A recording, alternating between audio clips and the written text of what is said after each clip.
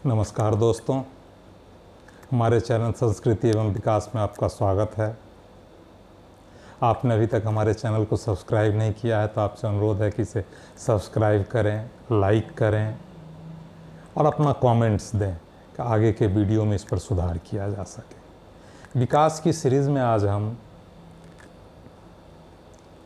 मनरेगा में 2023 के दूसरी छमाही में हुए कुछ बदलावों के बारे में बात करेंगे और मनरेगा के तकनीकी कर्मियों एवं अधिकारियों की समस्याओं पर भी एक समीक्षा वार्ता करेंगे। इससे पहले के वीडियो में मैंने मनरेगा के पंचायत रोजगार सेवकों की समस्याओं पर हमने एक वार्ता की थी, तो बहुत से मित्रों श्रोताओं का कहना हो केवल पंचायत रोजगार सेवक नहीं, अन्य कर्मियों पर भी बातचीत की जाए। तो आज हम मनरेगा के तकनीकी कर्मियों और अधिकारियों के बारे में बात करेंगे। सबसे पहले तो मनरेगा में 2023 की दूसरी छमाही में हुए कुछ बदलावों की बात करेंगे। वर्तमान में एक नया बदलाव आया है, खास करके बिहार में। पहले हम एमआर निकालते थे और मज़दूरों का प्रति मज़दूर के काम के अनुसार हम उसे मज़दूरी का भुगतान कर देते थे, लेकिन अब जो नया आदेश आया है, मनरेगा की गाइडलाइंस आई है, उसके अनुसार हम मेट के द्वारा एक पूरा क्षेत्र जो कुछ मज़दूर एक दिन में काम कर सकें वह उन्हें आवंटित किया जाएगा और उस क्षेत्र की नापी के अनुसार सभी मज़दूरों को एक औसत मज़दूरी भुगतान की जाएगी। एक समान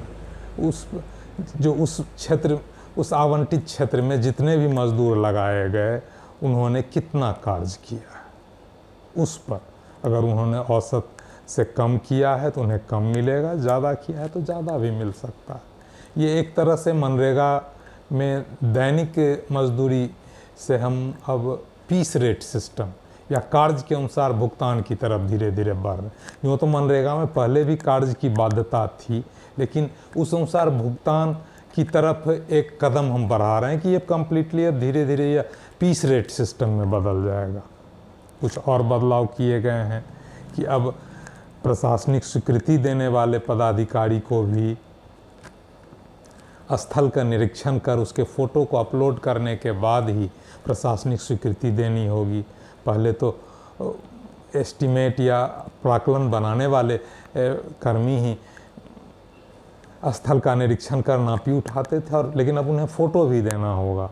उसके अलावा प्रशासनिक स्वीकृति देने वाले प्राधिकार के अधिकारी को भी कम से कम 3 बार कार्य की 30% पूर्णता पर, 50% पूर्णता पर और 70% की पूर्णता पर उन्हें स्थल का निरीक्षण करना होगा और उससे संबंधित फ़ोटोग्राफ्स को अभिलेख में भी लगाना होगा और ऑनलाइन भी अपलोड करना होगा। यह अनिवार्य कर दिया गया है। ये तो कुछ नए बदलाव हुए, खास करके पीस रेट सिस्टम एक नया बदलाव है जिसमें कि एक क्षेत्र आवंटित करके कुछ मज़दूरों को वहाँ का काम देना, और ये मेट या बेयरफुट टेक्नीशियन जो ब्लॉक में बनाए गए हैं कुछ पढ़े लिखे मज़दूरों को ट्रेंड करके, ये दोनों करेंगे। ये एक बदलाव है मनरेगा में। इस अनुसार अब हमें काम को यह तत्काल प्रभाव से लागू हो गया है। इस कारण से कुछ परेशानियां भी बढ़ेंगी तकनीकी कर्मियों की, क्योंकि अब प्राक्कलन तो पंचायत तकनीकी सहायक ही बनाएंगे, लेकिन उसका तकनीकी स्वीकृति देने वाले अधिकारी अगर कनीय अभियंता तकनीकी स्वीकृति देंगे तो उसकी अंतिम एमबी का सत्यापन सहायक अभियंता करेंगे। अगर सहायक अभियंता तकनीकी स्वीकृति देंगे तो कार्यपालक अभियंता उसकी का अंतिम सत्यापन करेंगे।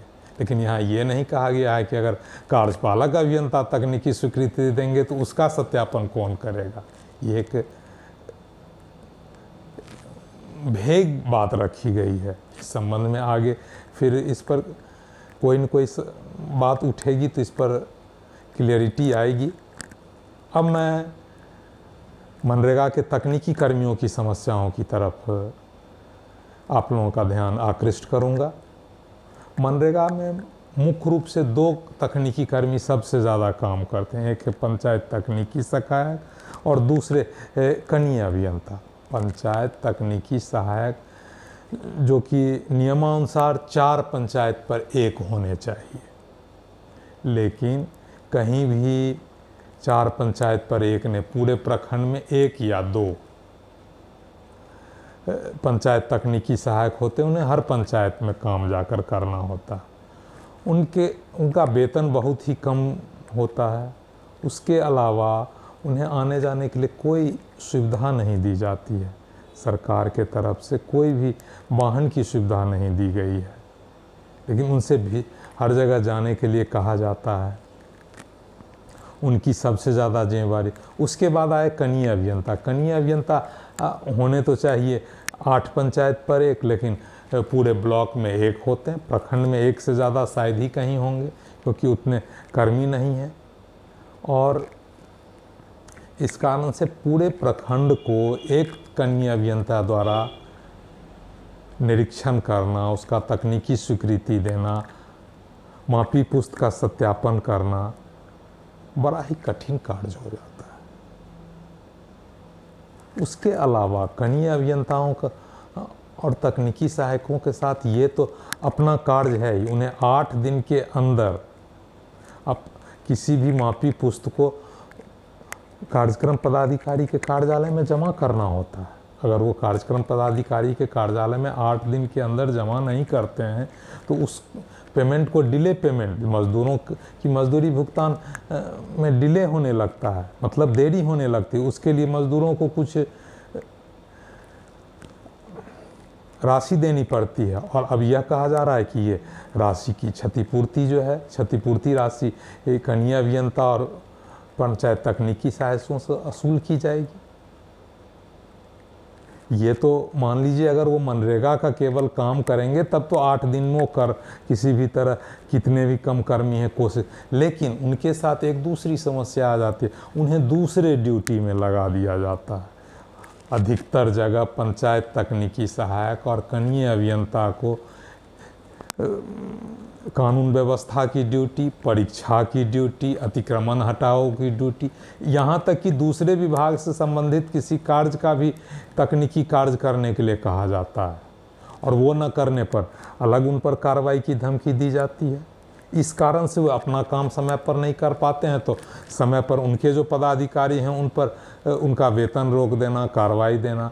ये संविदायुक्त पद है, इस कारण उनमें उतनी समर्पण की भावना नहीं आ पाती है। वो अधिकतर दूसरे जगह कहीं अस्थाई नौकरी के लिए प्रयासरत भी रहते हैं।